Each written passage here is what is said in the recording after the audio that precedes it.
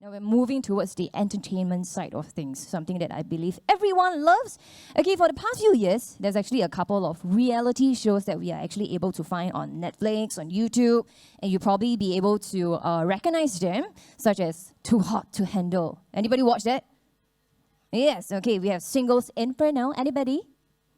That's a yes or so. Okay, cool. Then we have Bling Empire, Love Island. And I'm very happy that in Singapore, we also have creators coming up with reality shows about Singapore as well, such as, probably you've watched it before as well, Singapore Social, Knockout, The Friend Zone, and recently there is also a reality show in the scene. It's called 1 Week Love. Has anybody watched 1 Week Love? Yeah, so I heard, very excited over there. Okay, so 1 Week Love is by TheSmartLocal, which has actually 10 episodes, and it's being shown recently, like 4 to 5 months ago, and it's arguably one of the series that garnered one of the top viewerships under their content base. Okay, so of course, right now, without further ado, it gives me the greatest pleasure to invite Bryan Choo from TheSmartLocal to share with us more about their production. Ladies and gentlemen, Mr. Bryan Choo. Hello, everybody. Okay, thank you, Belle, for the introduction. Okay, so let's begin with maybe with a statement. Okay, so millennials have short attention spans. Gen Zs are impossible to engage. We are all pressured to create shorter form content just to keep up with the shorter attention spans of millennials. And this is a very common sentiment that is often shared with us from partners and so on.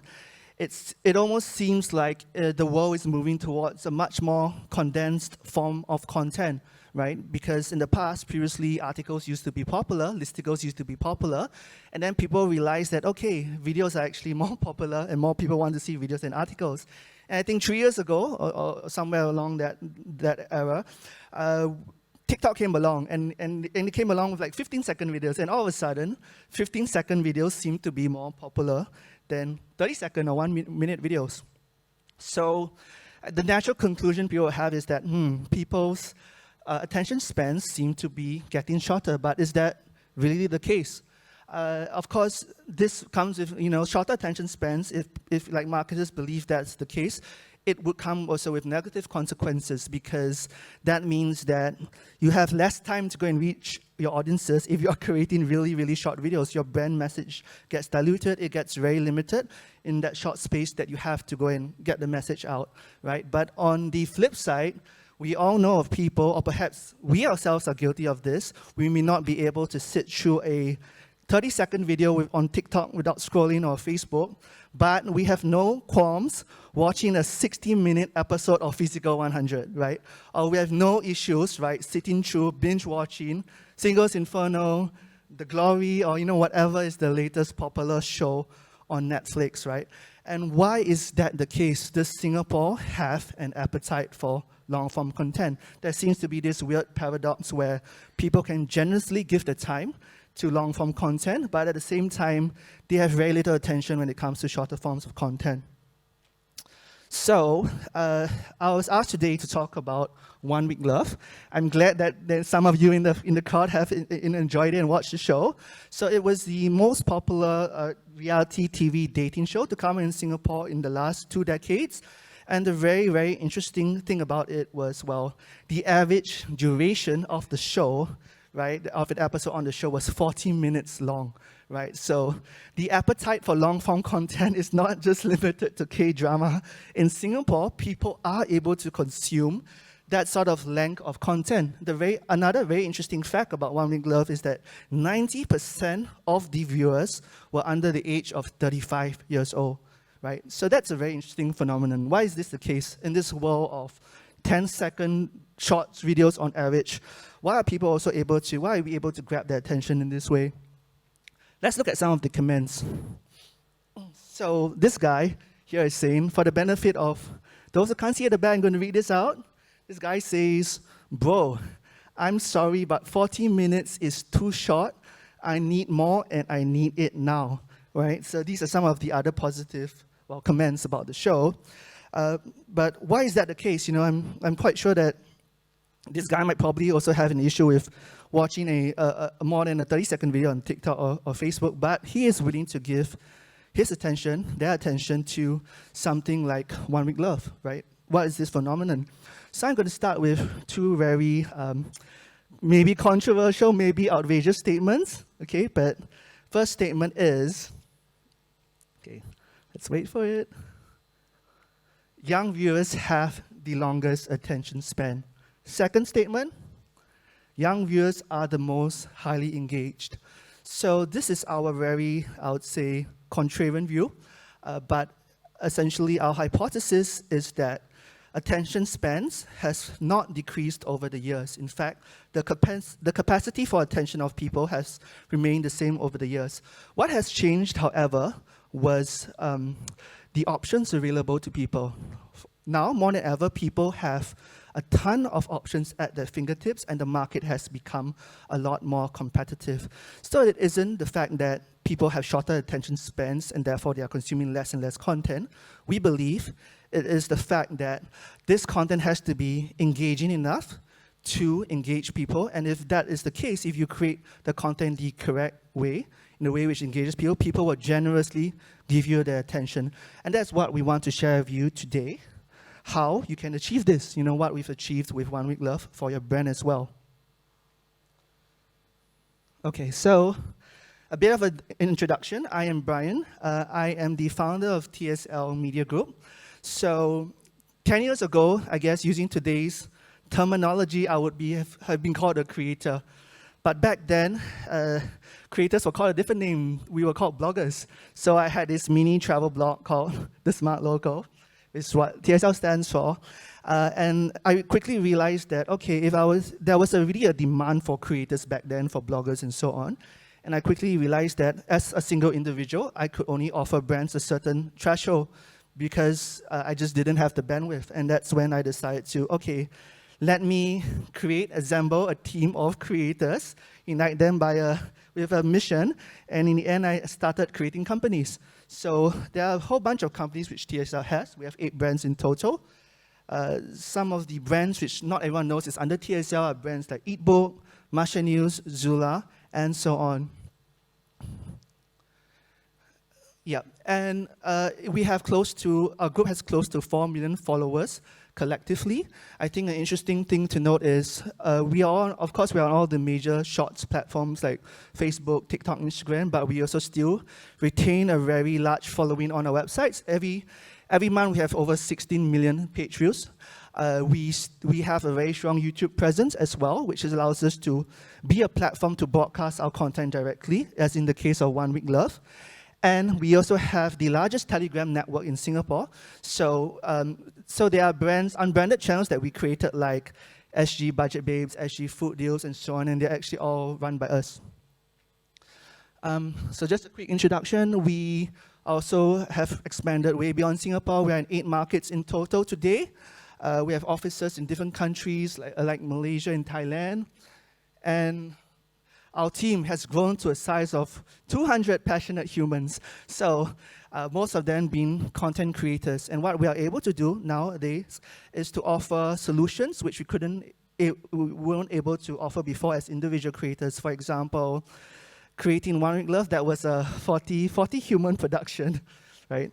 So many people know us for our listicles, for our maybe Facebook videos, but we have really evolved a lot from that era.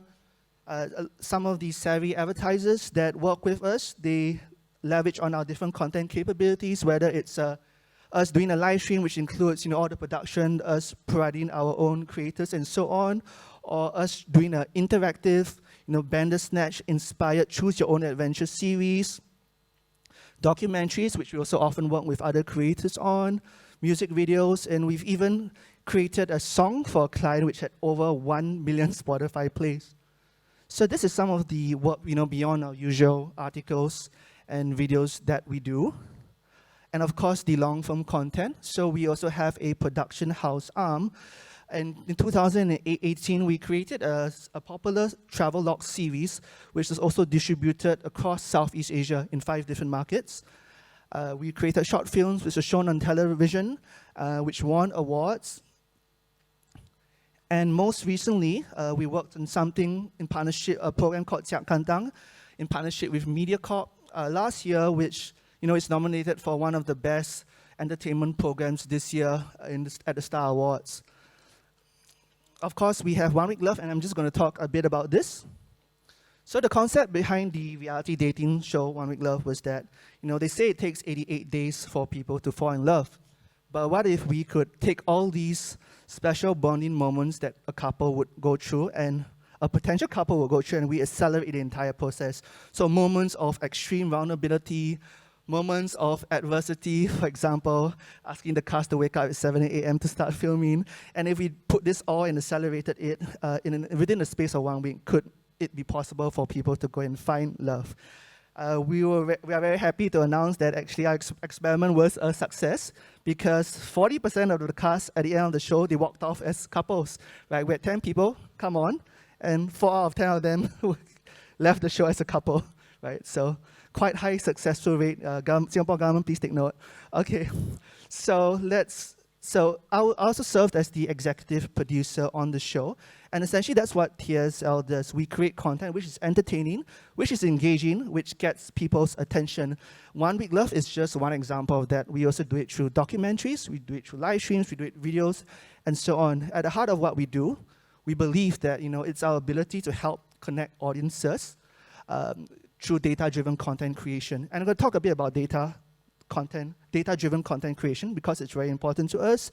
So earlier this year, we actually acquired a Malaysian tech firm to continue building the proprietary technology that we have, to continue harnessing our first-party data. And that is always the starting point with any campaign that we do for clients. We always look at the data, we look at what's trending, we try and understand the science behind content creation before we offer our recommendations. Of course, this comes with a lot of experience, because every year we create over 10,000 articles. Every year we create over 700 long-form videos. So that's what the 200 humans in our company are doing. We're creating lots of content. So this same approach, I would say, was also applied to 1 Week Love. And of course, apart from our first-party data, we also look a lot at what are the trends, what are the consumer trends across the market, what is the available research out there.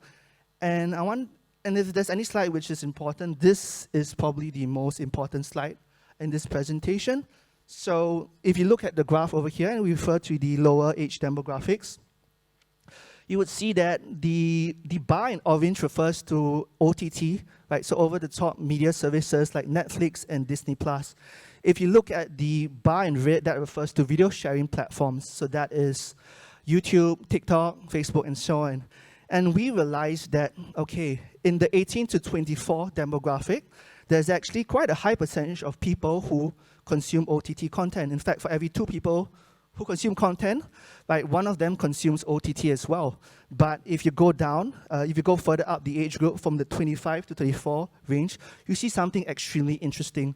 For every person who watches, video sharing platforms, you also have like the eco. It's almost like a 1-to-1 ratio.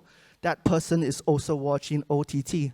And for us, the way that we try and understand this is that actually people, Singaporeans, have an appetite for long-form content, because that's essentially what OTT is, right? You have long-form content on OTT, right? And because of this, the very key opportunity that we realized was, why is everyone trying to compete in this extremely crowded, extremely saturated space? Because there seems to be a disproportionate amount of budget allocation being given to video sharing platforms. And it was then our idea, why not we create a product that advertisers could then use, which essentially would get the same audience as an OTT audience, right? Long-form content. So, of course, it's not easy to just appear as a brand on Crash Landing on You, and so on, right? It's difficult, and it's probably also very expensive to be part of any production. And that was the opportunity that we saw to create a product for this space. So that was, we wanted to make it accessible for this sort of long-form content to be for brands. Because as much as 1 Week Love was essentially a very entertaining series, it was also a fantastic opportunity for brands to enter the radar of people who are used to consuming long-form content, where you would get a huge amount of retention, audience retention, which would not be possible through shorts. So in this clip, you can see that Grab was one of the key major partners for season 1 of One Week Love, and they got a whole ton of visibility. We associated the brand very positively by essentially being at the start of every cooking session. You know, they'll get ingredients from Grab. Of course, we could do that very easily for attraction partners, venue partners, retail partners. Suddenly, there's an opportunity to be in front of all these audiences who are so used to consuming long-form content, you know, which would otherwise be quite difficult to go and get in front of them. And of course, this, gyms as well, fitness centers as well. And maybe the other also very interesting thing is, of course, this is not, long-form content doesn't just mean reality television shows. Long-form content can also mean podcasts, and there seems to be a growing demand in podcasts, 1-hour podcasts, very long podcasts in Singapore. It could also mean documentaries, like, for example, Channel New Asia came up with this Maximum Security Prison thing, which was very popular. That was also another example of like very, very hyper-local but long-form content which captivated people's attention, right? So I also want to talk briefly about how just 2 weeks ago, we worked with Scoot on a campaign, and the campaign was essentially for employee branding and recruitment, which is not the easiest campaign to do. So we had a segment on YouTube called The Part-Timer, where we actually have our creator, our talent, go behind the scenes and become a cabin crew on YouTube, and the video was 20 minutes long, right? And the average view time of the video, right, in the world of, well, where the retention is 10 seconds for a shorts video, the average view time of that video was 9 minutes long, which to us was, wow, you know, that just goes on to continue to show that Singaporeans do have that appetite for more long-form content like that. It just has to be executed in a very engaging manner. And because we showed our talent going through like the trials and tribulations of training, learning, while of course at the same time getting out of Scoot's safety messages and so on, we were able to create content which matched the brand's objectives, but at the same time had huge amount of retention. So let's go back to the earlier statements at the start of the presentation. Young viewers have, well, the longest attention span. Is that true? Well, we realized for One Week Love, right, if anyone could guess, what do you think is the average view time of One Week Love, right? We know that the average view time of maybe like a shorts video is about 10 seconds, right? The average view time of our YouTube videos is about 7 minutes long, which to us is, to some people, it's still quite a shock. The average view time of the Scoot video was about 9 minutes long. The average view time of, right, the One Week Love episode was 21 minutes long. This includes, you know, me going in for 10 seconds and to take a screenshot and put here, right? It was actually, the average view was 21 minutes long. And yeah, we believe that actually younger viewers do have a lot of time on their hands, but they just have to be engaged in the correct way. Well, the next thing is young viewers are the most highly engaged. Is that true? Well, in our video example, in the final episode of the series where people were discussing the outcome of the results when people walked off as pairs and whatnot, and of course the drama that came with it, we actually received over 1,000 comments. You had people who had never commented before on our channel, now because of this long form thing, typing essays in the answers and analyzing the scenes and whatnot, the characters. So actually young viewers have a huge potential, amazing potential to be engaged, but it all comes down at the end of the day to the content which is created. So what are some takeaways from this? Well, I think the first takeaway is that how can you achieve something like this for your brand? There are always going to be blue ocean opportunities. To me, TikTok was also once upon a time a blue ocean opportunity before a lot of brands got on TikTok. I feel that right now, as the world is moving towards shorts and brand messages are getting shorter and shorter, there is that huge opportunity for a lot of marketing brands to realize that you can actually get an amazing amount of attention and retention when it comes to your brand messages in the midway, you know, in between shorts and a very expensive production.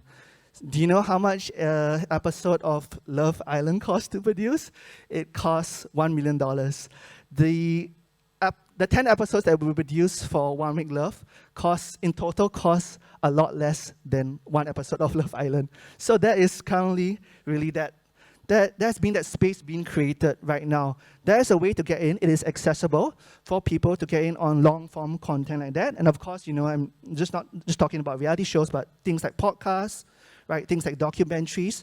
Anywhere where there is really the possibility of long attention span, I think it has been shown that Singaporeans do have the appetite for that type of content. The next thing I want to talk about is the holistic approach. Well, if you notice at Physical 100, they got a whole bunch of very attractive people on the show, but there were also people who were somebody. There were people who already had existing followings. They were YouTubers and so on. And it is that marriage of both worlds, because I think that we're always going to using creators, right, is always going to be a thing from now on, right? But how can we marry both worlds to amplify the effect, right? Where you get creators on the show and it creates even more hype, noise, visibility. And that's similar to what we did. We had a bunch of influencers, models invited on the show who some of them were somebody already. And because of that, I think we also had, we had a musician as well who's actually really well known in the circuit called Sam Driscoll. And he essentially this was a marriage where we married the world of creators and the world of like a platform.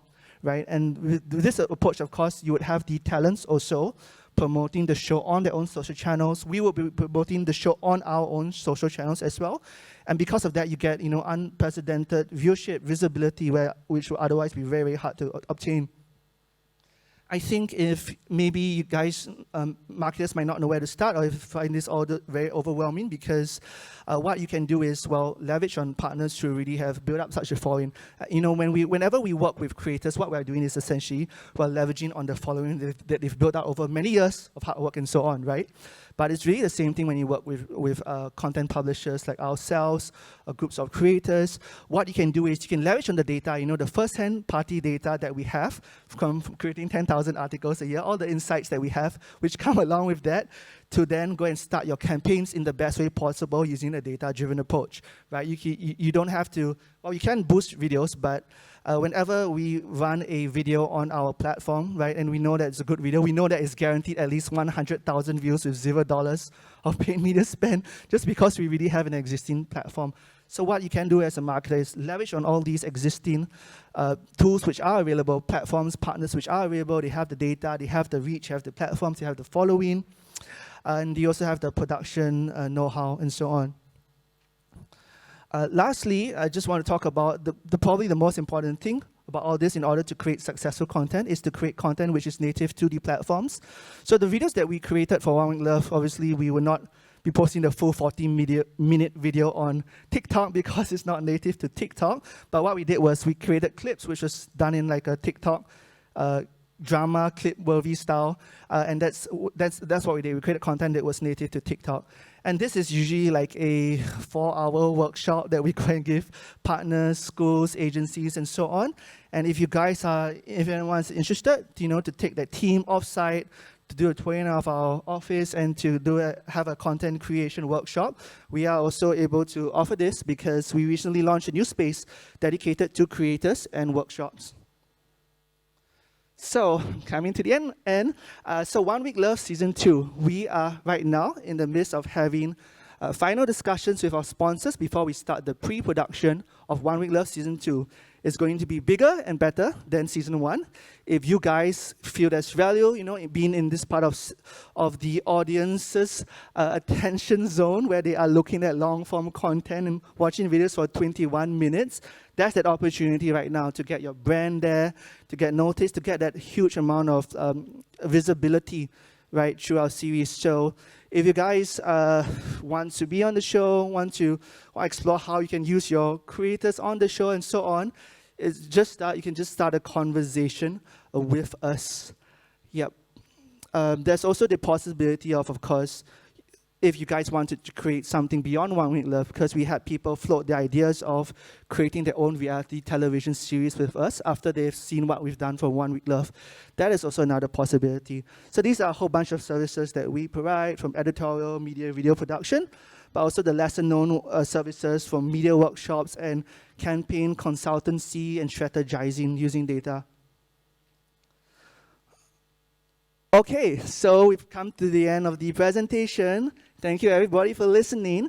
If you want to, feel free to go and get in touch with me at Bryan at TheSmartLocal.com. I will link you up with the correct people, and we can go and get a conversation starting if you want to do anything about us or to learn more about our brands. Thank you. Thank you, Mr. Bryan Choo. I have one question for you. But before that, thank you. You have been standing for a long time. May I please invite you to take a seat? Thank you, Val.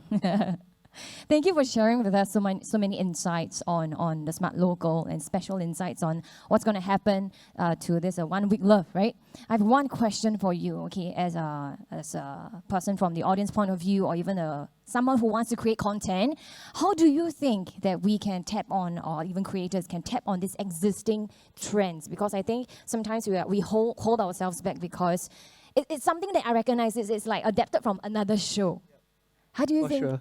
Yeah, I think that it's not always necessary to completely try and reinvent the wheel. So we took, of course, a lot of inspiration from shows like Singles Inferno, right? Because we thought that was amazing, right? We liked the show, but what was missing was the hyper-local element, right? The question to us was, we asked ourselves was, would people be interested in watching, right, a local version of Singles Inferno, basically, right?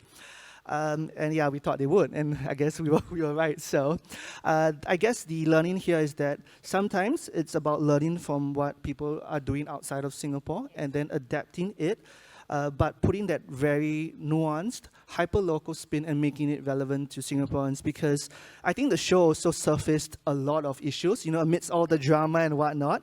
It actually brought to light a lot of issues, and I heard that a lot of people in offices were talking about the show, and okay, it happened in the office as well, okay, talking about the show and what went on, what transpired, and these were all very, very hyper-local, unique to Singapore, and I think that's what made it do well.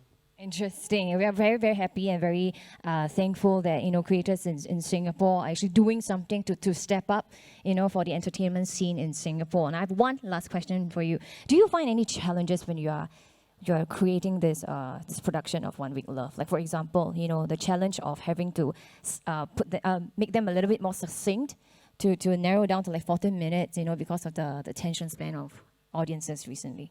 Yep. I think that the challenge whenever we try and do something new is there's a lot of uncertainty. We do not know what is going to happen, right? But because it was not a live show, right? It goes through a round of post-production, many rounds of post-productions. So we can really carefully kind of curate what we want to show. And we also had essentially a panel to essentially moderate or like steer the narrative in, because if something happens in the show which is clearly not good, we want to call it out, right? We want to say that this is not okay.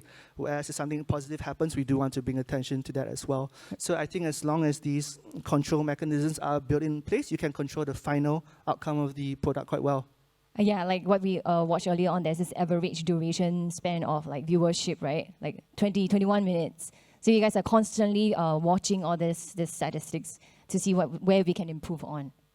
Yeah, to me, it's still, it still blows my mind that the average view time of that series is 21 minutes, because I'm just, I think we're all just so used to thinking that the world today moves so fast and people just don't have like more than 10 seconds to watch a video.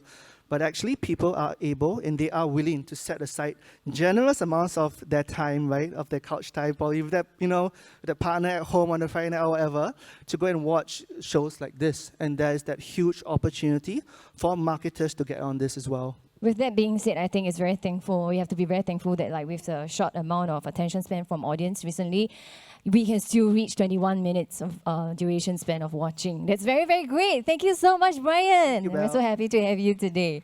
Thank you so much. Thank you.